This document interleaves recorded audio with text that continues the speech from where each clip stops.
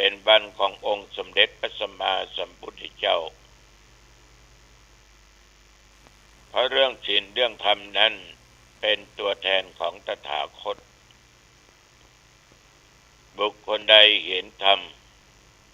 บุคคลนั้นชื่อว่าเห็นตถาคตเป็นคำที่พระองค์ได้ตรัสแก่ภิกษุทั้งหลายอีกอย่างหนึ่งเขาก็ว่าบรรอุโภชทศีลเป็นวันที่ศรัทธาบางท่านบางคนรักษาศีล8และเป็นวันพระวันนี้ญาติโยมก่อนจะฟังธรรมะเอามาไหว้พระและสวดมนต์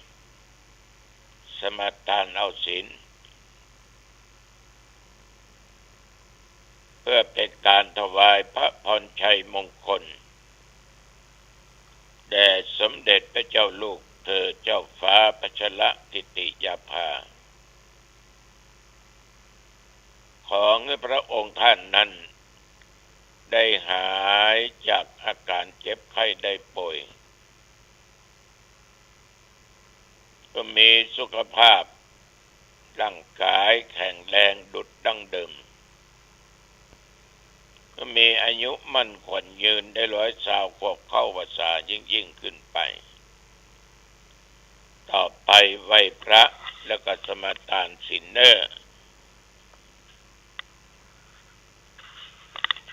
อะระหังสัมมาสัมพุทโธภควาพระผู้มีพระภาคเจ้าเป็นพระอรหันต์ดับเพลิงกิเลสเพลิงทุกข์สิ้นเชิงตรัสรู้ชอบได้โดยพระองค์เองพุทธังภควันตังอภิวาเทมิข้าพเจ้าอภิวาทพระผู้มีพระภาคเจ้าผู้รู้ผู้ตื่นผู้เบิกบานกราบพระพุทธสวากขาโตภควตาธัมโมพระธรรมเป็นธรรมที่พระผู้มีพระภาคเจ้าตรัสไว้ดีแล้วธัมมังนัมสสามิข้าพเจ้านมัสการพระธรรมกราบพระธรรมสุปฏิปันโนภควโตสาวกสังโฆพระสงฆ์สาวกของพระผู้มีพระภาคเจ้า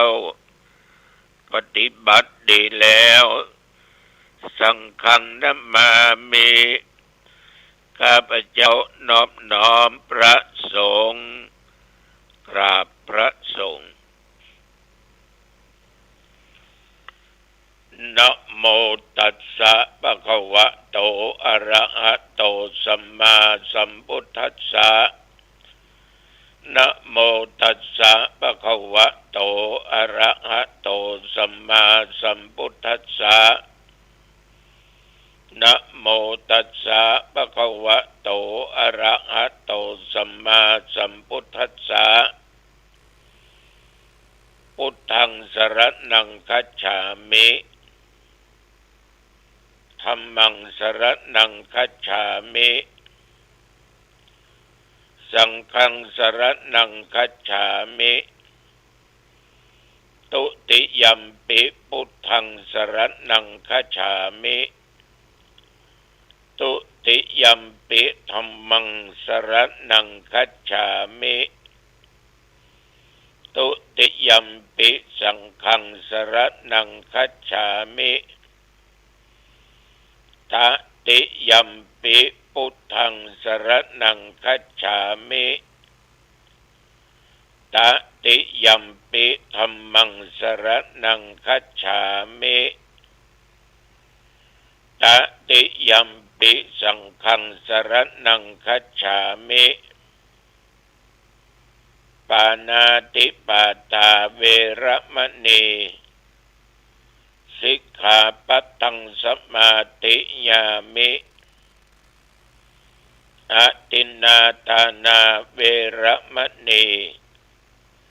สิกขาปัตตังสมาธิยามิกาเมสุมิจฉาจาราเวระมณีสิกขาปัตตังสมาธิยามิมุสาวาตาเวระมณีสิกขาปัตตังสมาธิยามิสุราเมรยะมัจจปมาทฐานาเวระมณีสิกขาปัตตังสมาธิยามิอิมานิปัญจสิกขาปัตตานิสีเลนะสุขติงยันติสีเลนะโภคสัมปทาสีเลนะนิพุตติงยันติตัสสมาสีลังวิโสทะเย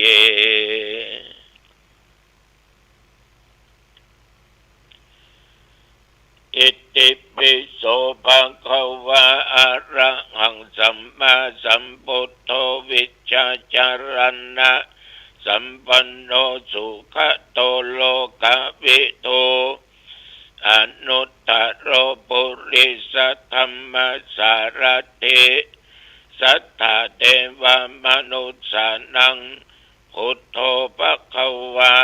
ติสวากขาโตภคะวะตาธัมโมสันเดติโกอากาลิโกเออิปัสสิโกโอปัญญิโก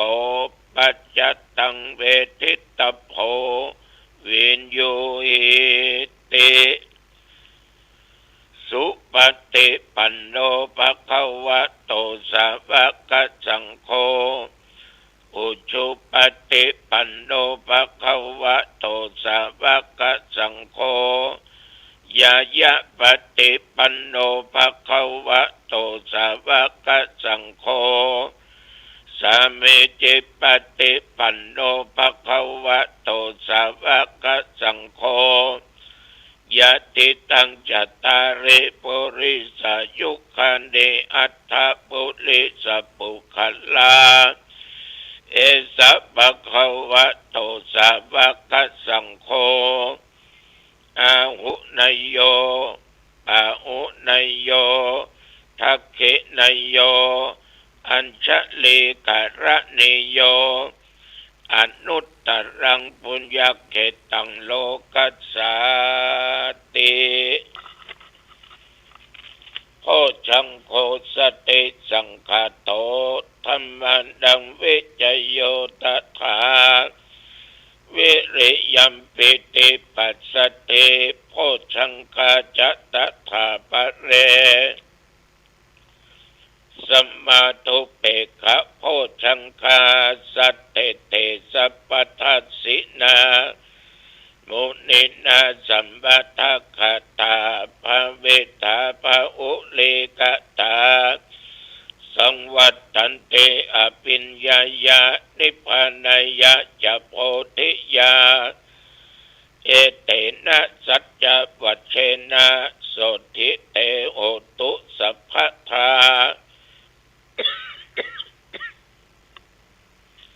เอกัสสมิงสัมมาเยนะโทโมคันลานันจักกัสสปังคิลันเนตุคิเตติสวาโพชังเคสัตตะเทสเยเตจะตังอภินันทิตวาโรคาบุตกิงสุตังคะเนเอเตนะสัจจวัชเชนะโสติเตโอตุสัพพทาเอกทาธรรมราชาปิเกลันเยนะปิปิริโตจุนดาเทเลนะตัญเยวะพนาเปตวานะสัทรังสัมโวติตวาจะอาภาธาตัมอาวุธาสิธานะโส เอเตนะสัจจะวัชเชนะโสทิเตโอตุสัพพทาปะอินาเตจะอัปปทาตินดันดัมปิมะเยสิดังมัคคะอัตตะกิเลสวะปัตตานุปติธรรมตังเอเตนะสัจจะบัชเชนะโสติเตโอตุสัพพทาภวตุสัพพมังคลังรักขันตุสัพพเทวตาสัพพพุทธานุภาเวนะสัทธาโสติภวันตุเตภวตุสัพพมังคลังรักขันตุสัพพเทวตาสัพพธรรมานุภาเวนะสัทธาโสติภวันตุเตภวตุสัพพมังคลังรักขันตุสัพพเทวตาสัพพสังฆานุภาเวนะสัทธาโสติภวันตุเตด้วยคำสัตย์แห่งวาจานี้ขอถวายพระพรกรมอุตุได้บอกว่าทุกเจ้าวัดหนองจอกนับตั้งแต่ตะวันวามาถึงประเดี๋ยวนี้นะเที่ยวบริเวณนักดังวัดหนองจอกและใกล้เคียงมีฝนตกหนักนะแต่ลงมันเมยจ้างนี่กำ อุณหภูมิตะวันนี่ก็ประสูงเลย36-37 องศาลมมีน้อยแต่ไม่แห้งสักเท่าใดแต่ปัจจุบันประเดี๋ยวนี้ท่านทั้งหลายอุณหภูมิก็เหลือ20 องศานับตั้งแต่เมื่อตะวันวามาจนถึงปัจจุบันประเดี๋ยวนี้นั้นท่านทั้งหลายแต่ว่านี่อาตมาภาพฉันเจ้าแล้วอาตมาก็ไปงานกิจไปมอบการตั้งรักษาการเจ้าอาวาสท่านสาธุเจ้านพขึ้นเป็นผู้รักษาการเจ้าอาวาสวัดต้นแก้วตำบลขุนคงอำเภอหางดงเชียงใหม่เพราะว่าวัดต้นแก้วนั้นขาดผู้เจ้ามาหลายเดือนท่านก็มานอนอยู่งั้นนะรักษาวัดรักษาวาอันศีลปันปอนอุธรรมะแก่ญาติแก่โยมฟังแต่ว่านี้เจ้าคณะตำบลเพิ่นก็เลยตั้งรักษาการเจ้าอาวาสโดยบังเอิญแต่ว่าอายุของท่านก็ได้52 ปีวัดต้นแก้วก็อยู่ย่านกับวัดถวายก็ต้นแก้วกับบ้านกาดในเขตตำบลขุนคงก็มีการเจริญอุณหภูมิสืบอุราชถาคนก็นักคนก็หลายเด้อหน้าวัดมีซอในวัดมีสวด ท่านทั้งหลายก็เลยฉันเพลที่หั่นกลับมาถึงที่วัดที่ว่าบ่ายโมงก็ออกไปร่วมประชุมของคณะสงฆ์และหน่วยงานองค์กรต่างๆที่หอประชุมของเทศบาลตำบลหนองตองพัฒนามีรองอำเภอมีเจ้าคณะตำบลรองเจ้าคณะตำบลและก็เลขาทุกตำแหน่งกำนันทุกหมู่ทุกตำบลทางท่านนายอำเภอหางดง ก็อู้ถึงเรื่องการวางแผนหมู่บ้านรักษาศีลห้ามันถูกต้องโดยที่เรียกว่าเป็นหมู่บ้านรักษาศีลห้าจะต้องให้เสร็จภายในก่อนวันที่30นี้ตำบลละแห่งต่อไปก็จะมีการประชุมแต่ละตำบลโดยมอบหมายเจ้าคณะตำบลเจ้าอาวาสวัดนั้นๆแล้วกำนันผู้ใหญ่บ้านตำบลนั้นหน่วยงานองค์กรอบต.เทศบาลกพสต.เจ้าหน้าที่ของบ้านของเมืองต้องไปวางแผนแล้วก็กรอกข้อความเพื่อส่งแล้วจะได้ส่งไปทางจังหวัดที่พระเดชพระคุณท่านพระเทพสิงหวราจารย์รองจังหวัดเจ้าหน้าที่จังหวัดรับผิดชอบฝ่ายนี้ญาติโยมท่านทั้งหลายเมื่อประชุมกันก็พอสมควรแก่เวลาก็กลับวัดก็ดีก็ได้มีญาติโยมคณะกรรมการวัดท่านาคมามาจาเรื่องการเปลี่ยนกรรมการเปลี่ยนวิยาวัจกรเรียกว่าชุดเก่าลาชุดใหม่แทนถึงเวลา5 โมงเย็นกว่าตุลุงแมววัดขุนคงก็นำคนที่จะบวชมาบวชเป็นเน้นก่อนจำนวน7จะลวดเป็นผู้เจ้า4ดีใจที่จะได้สร้างพระให้เป็นพระสร้างเน้นให้เป็นเน้นสร้างคนให้เป็นคนอย่างน้อยจำนวน7เนี่ยโยมทั้งหลายก็ได้ชื่อว่าเป็นผู้สืบต่อพุทธศาสนาบางคนก็เคยบวชปิดภาคฤดูร้อนที่วัดตมาแต่ก็ลาสิกขาบทออกไปมีจิตใจอยากจะกลับมาบวชเป็นทุเจ้าจะบวชจะเป๊กเป็นทุเจ้าก็วันที่22 7 โมงเจ้าณที่พัทสีมาวัดขุนคงหลวงขอบใจนักต่อผู้ปกครองที่นำลูกหลานเหลนมาบวชผู้บวชส่วนมากเป็นคนในถิ่นอำเภอหางดงทั้งบ้านบวกกะหนอขุนคงเป็นส่วนมากและมาจากบ้านหลวงเหนืออันนั้นก็เพิ่นมีครอบครัวมาละมาจากบ้านหลวงเหนืออำเภอดอยสะเก็ดก็มาบวชเพราะเคยกับเพื่อนกับฝูงเคยมาวัดขุนคงฉะนั้นญาติโยมในยุคปัจจุบันเนี่ย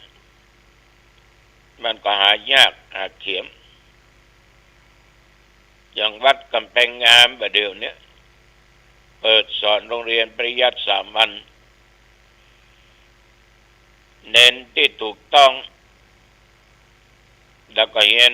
มัธยมปี 1 ถึงปี 6ความเดือดร้อนเรียนฟรีกินฟรีแต่เน้นที่บวชปิดภาคในปีนี้ว่าเวตาเตญาติโยมไปอยู่วัดอันตนวัดอันตนไปสมัครเรียนนักเรียนชั้นประถม1จึงถึงประถม6จบอันต่อม.1ที่โรงเรียนเรียนฟรีกินฟรีแต่ว่าระหว่างเรียนฟรีเนี่ยกินฟรี100 กว่าตนเนี่ยบ่มีงบค่าอาหารต้องอาศัยศรัทธาญาติโยมเป็นเจ้าภาพฉะนั้นญาติโยมท่านผู้ฟังทั้งหลายถ้าไผพอมีอันจะกินเรื่องว่าพออิ่มแล้วจะร่วมเลี้ยงพระเนน235 รูปได้ขอเจริญพรมือเพ็ญทำบุญวันเกิดกะ จะตานหาไปกะจะไปแจ้งความประสงค์ได้ที่ธรรมาภาพก็ได้ไปถวายที่วัดธรรมาภาพก็ได้ดูเหมือนคาบหนึ่งเนี่ยตกอยู่ประมาณ5,000 กว่ากล่องบุญช่วยกันเนอะสืบต่อพุทธศาสนาเนี่ยญาติโยมท่านผู้ฟังทั้งหลายผู้ใจบุญทุกท่านตั้งก็ได้ปากันช่วยกันขอขอบใจอนุโมทนาต่อแม่บุโรยผมมาเนอที่บ้านอยู่เลขที่61 หมู่ 4 ตำบลขวมมุงอำเภอสระปีเชียงใหม่อันครูบาท่านพระครูแม่หอมซื้อข้าวสาร 2,000 ของบุญเด้อโอ้โหขอบใจนักหอมไว้เป็นกองทุนซื้อเครื่องมือการแพทย์อีก 3,000 ของบุญขออนุโมทนาต่อยมแม่เป็นอย่างมากไว้ณโอกาสนี้ตัวจริงฉะนั้นญาติโยมถ้าพอมีจะกินพอมีแต่จะใจก็ร่วมกันเนอะสร้างบุญสร้างกุศลเสริมสร้างช่วยกันอุปถากอุปถัมภ์พุทธศาสนาทุกคนนั้นก็ตั้งใจที่จะดำรงชีวิตในทางที่ถูกคนเราทั้งหลายนั้นญาติโยมเมื่อเป็นคนต้องตั้งตนตั้งตัวไว้ในทางที่ชอบที่ถูก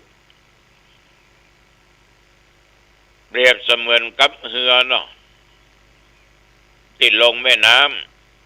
ำเอาแม่น้ำสมุทรไปเลยมหาสมุทรเลยมันใหญ่ดีเนาะเรือที่ฝ่าคลื่นอยู่กลางแม่น้ำนั่นน่ะมันจะแล่นถึงฝั่งนั้นได้ตามจุดหมายปลายทางได้ญาติโยมนายเรือจะต้องมีแล้วคนสำคัญที่สุดคือนายเรือนั้นจะต้องตั้งจุดหมายปลายทางไว้ให้ถูกต้องบังให้ผิดทางผิดทิศแต่ทางที่จะเข้าไปสู่ฝั่งนั้นและนายเรือต้องรู้จักควบคุมหางเสือหางเรือนั่นนะเมื่อผิดไปในทางทิศใดคือตั้งไปในทางทิศที่ถูกต้องฉันใดคนเฮานี่ญาติโยมในชีวิตจะประสบความสำเร็จในชีวิตได้จะต้องตั้งอกตั้งใจตั้งตัวตั้งตนเรียกว่ามีเข็มชีวิตในการดำเนินชีวิตอย่างถูกต้องอย่างพ่อออกแม่ออกบางคนตั้งเป้าหมายว่าจะขายจะเปิดร้านจะทำนั้นจะทำนี้ก็จะคิดสนใดตีใดอย่างมาขายมันได้ขายดีคนนิยมคนชอบจะขายอาหารจะทำธุรกิจอย่างไปต้องคิดไว้แต่บริหารดีๆวงเล็บอย่าโลภมากลาภจะหายบางคนนี้ตั้งเป้าไว้อย่างอันอย่างนี้ถูกต้องแต่ทำอย่างเกินตัวเงินมาลงทุนก็กู้สถานที่ก็เจ้าเก้าอี้โต๊ะตั้งมานั่งซื้ออุปกรณ์ซื้อแล้วประเมินฝีมือตัวเองนะแม้แต่อาหารก็จ้างต้องประเมินฝีมือตัวเองคนในครอบครัวชอบก่อรอบข้างชอบก่อคนทั่วไปชอบก่อเราเคยไปกินไปทานที่ไหนมาลองมาเปรียบเทียบมันต้องวางแผนวางเป้าให้ถูกไม่ใช่ว่าอันเปิ้นค้าก็ค้าอันเปิ้นขายก็ขายไปบ่รอดเป็นหนี้เป็นสินไปกู้ยืมเงินเปิ้นมาเสียเวลา อันเนี้ยการตั้งเป้าชีวิตก็จะต้องตั้งให้มันถูกต้องเหมือนลูกเน้นทั้งหลายต้องการศึกษาห้ามเพียนเขาเหล่านี้ก็ต้องเรียนท่านทั้งหลายที่ได้ช่วยก็เหมือนตั้งเป้าในชีวิตของลูกเน้นเหล่านี้นี่จึงขอฝากไว้วันที่12ปอยหลวงโรงพยาบาลมหาราชตึกสงฆ์คณะสงฆ์พระหังดงนี่จะมาภาพประกาศไปว่าขอร่วมกันทุกวัดมีแห่กองตึงนงมีจ้างฟ้อนมีศรัทธามีตุเจ้าไปถอยแห่เข้าไปทึดหาจตุปัจจัยนั้นช่วยโรงพยาบาลได้รักษาภิกษุไข้ทุกจังหวัดทั่วไปเฉพาะเจาะจงจังหวัดเชียงใหม่และวันที่12 กรกฎาคมจะเดินกันบ่าย 3 โมงญาติโยมไปจะร่วมสร้างบารมีกัตมาภาพเชิญเนอตามกำลังศรัทธาจะปักเป็นโต๊ะทานไปจะแห่เข้าไปปอยหลวงมันม่วนคนหันก็บุญม่วนใจคนไปก็สุขเบิกบานคนกระทำสิ่งที่ดีๆมันสุขมันเบิกบานมันอิ่มเอิบอย่างบอกไม่ถูกไปทำตรงนั้นปัจจัยทุกกองบุญเป็นประโยชน์รักษาดูแลภิกษุประชาชนให้อยู่ได้ให้ได้กินได้อยู่สร้างคุณงามความดีสร้างบารมีบุญที่สร้างชาตินี้ได้รับชาติหน้าก็ได้รับฉะนั้นอาตมาก็บอกว่าความดีมันไม่มีขายอยากได้ต้องทำเองวันนี้กินก็ไงปะกันที่วัดจังคำน้อยเนาะงานเพิ่นฉลองการตั้งเจ้าอาวาสนะไปที่วัดจังคำน้อยฉันเพลแล้วจะมาตุ้งอ้อหลวงเด้อฝากกษัตริย์ตุ้งอ้อหลวงเด้อดังที่ตุลุงบอกเราจะมาประเพณีส่งน้ำท่าที่วัดหนองไคร้ตำบลหนองตองตอยเอาละวันนี้จะไปมาเป็นเวลาพอสมควรอายุวันโนสุขังพลังพบกันใหม่โอกาสหน้าเจริญพรศีลที่กายที่ใจของเราบุคคลที่มีสติบุคคลผู้นั้นก็จะอยู่เหนือความคิดของตนเองอยู่เหนือความรู้สึกของตนเองอยู่เหนือความรู้สึกของบุคคลอื่นบุคคลที่มีสติจะเท่าทันความรู้สึกของตนเองเท่าทันความรู้สึกของบุคคลอื่นบุคคลที่มีสติจะเป็นบุคคลที่อยู่เหนือความรู้สึกของตนเองอยู่เหนือความรู้สึกของบุคคลอื่นๆบุคคลที่มีสติจะเป็นบุคคลที่เท่าทันสิ่งต่างๆที่มันปรากฏกับตาหูจมูกลิ้นกายใจของเราได้